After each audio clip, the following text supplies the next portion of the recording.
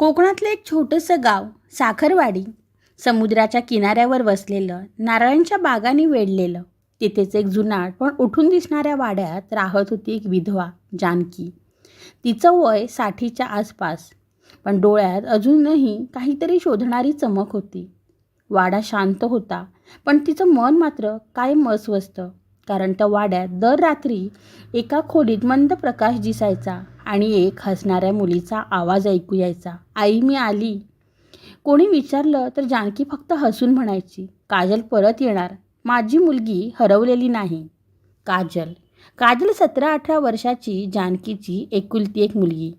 रूपवान, बोलकी आणि गावात सगळ्यांची लाडकी. पण एक दिवशी ती अचानक हरवली. दिवस पावसाचे होते आणि त्या वाड्यात त्या दिवशी पाऊस जरा जास्तच पडला होता. नद्यांना पूर आला होता.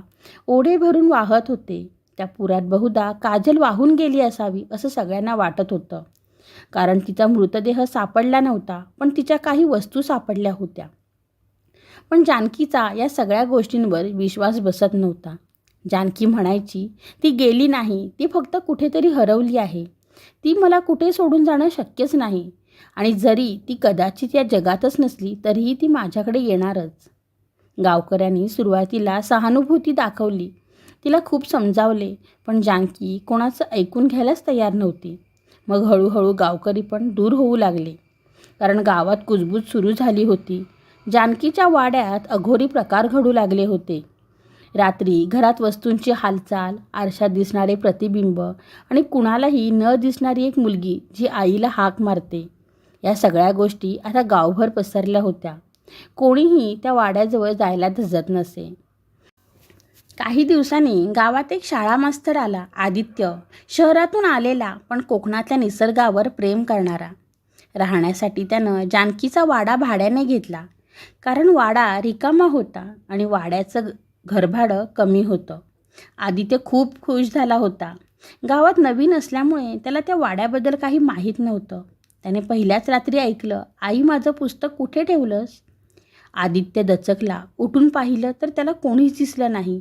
तो रात्रभर विचार करत होता, या वाड्यात तर फक्त काकू एकट्याच राहतात. मग हा मुलीचा आवाज कोणाचा? त्याच विचारात त्याला रात्री झोप कधी लागली ते कळलंच नाही. त्यांनी दुसऱ्या दिवशी सकाळी जानकीबाईंना विचारलं. त्यांनी त्याला काजलबद्दल सगळं सांगितलं आणि त्या म्हणाल्या, "ती इथे आहे. ती मला सोडून गेलेली नाही आणि ती तुझ्याशी मैत्री करायला तयार आहे." आदित्य गोंधळला. त्याने ओळखलं, काजल या जगात नाही आहे, पण त्याच्या मनात काजलबद्दल काहीतरी वेगळं वाटू लागलं. त्याला जाणवलं, काजलपासून आपल्याला काही धोका नाही, पण तिचा आत्मा कशात तरी अडकला आहे. त्या आत्म्याला काहीतरी सांगायचं आहे. मग त्याने पक्क मनाशी ठरवलं की तो आज काजलची खरी गोष्ट शोधणारच. तिचं काय झालं, ती अशी अचानक कुठे हरवली? त्याने वाड्यात काजलबद्दल काय सापडतंय का हे शोधण्याचं ठरवलं. आणि त्याच रात्री वाड्याच्या एका बंद कपाटात त्याला एक जुनी डायरी सापडली, काजलची. त्याने पहिलं पान उघडलं. आज मला तो भेटला, समुद्रकिनारी. तो वेगळा आहे. त्याच्या डोळ्यात एक गुपित आहे, पण आईला सांगायचं नाही. हे फक्त माझं आणि त्याचं. त्याचं मन सुन्न झालं. काजलचं आयुष्य, तिचं प्रेम, तिचं गुपित. कोण आहे तो? आता हा प्रश्न आदित्यला झोपू देत नव्हता. आदित्यच्या डोळ्यासमोर आता तीच डायरी होती. काजलचे हस्ताक्षर नाजूक पण भावनांनी भरलेलं. पान मागे पुढे करत तो तिच्या आयुष्यात खोलात गर्तेत उतरू लागला. एका पानावर लिहिलं होतं, "आजी म्हणते समुद्र सगळं पोटात घेतो, पण माझं गुपित त्याला सांगितलं तर कदाचित तो शांत होईल." आदित्य रोज रात्री वाड्याच्या गच्चीवर एकटाच थांबायचा आणि दरवेळी त्याला वाटायचं, काजल तिथेच आहे. कोणीतरी त्याच्या पाठीवर हात ठेवलेला भासायचा.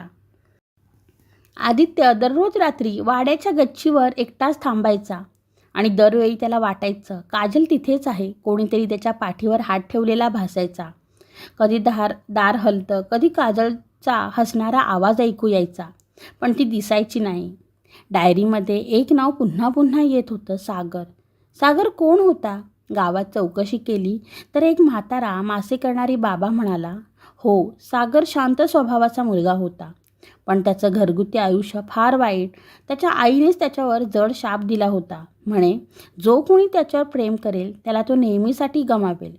आणि हा शाप कळल्यावर सागर तिला स्वतःपासून दूर दूर ढकलत होता. कारण तिच्या आयुष्याला धोका नको म्हणून. पण शेवटी व्हायचं तेच झालं. सागरचं दूर जाणं काजलला सहन झालं नाही. हे ऐकून आदित्य थरथरला. तो धावत वाड्यात परत आला. डायरीच्या शेवटच्या पानावर लिहिलेलं होतं, आज मी सागरला भेटते शेवटचं. मी त्याला सांगणार आहे. शाप काहीही असो, मी त्याच्यावर खूप प्रेम करते. मी तुझ्याशिवाय राहू शकत नाही. पण दुःख फक्त याच गोष्टीचं आहे, जर माझं काही झालं तर माझी आई एकटी पडेल आणि म्हणूनच जर मी परत आले नाही तर ती वाट पाहत राहील. म्हणूनच मी तिला भेटायला येत राहील. तिथेच एक टिपक्याने मागलेलं शेवटचं वाक्य होतं, आई तू वाट पाहू नकोस, मी आत्ताच तुला मिठीत घेते. त्या रात्री आदित्यने जानकीबाईंना सगळं सांगितलं. त्या शांतपणे हसल्या. डोळ्यात अश्रू ओघळले. म्हणजे तिचं प्रेम खोटं नव्हतं आणि तिचा मृत्यू त्याने निवडला नाही तर नियतीने ठरवला होता. आदित्य म्हणाला, पण तिचा आत्मा अजूनही इथे आहे. काही अधुरं राहिलंय. त्यावेळी जानकीबाई वाड्याच्या एका कोपऱ्यात गेल्या. तिथे एका खोक्यात त्यांनी एक लहानसं पितळी झाकण असलेलं भांडं काढलं. ही तिची राग.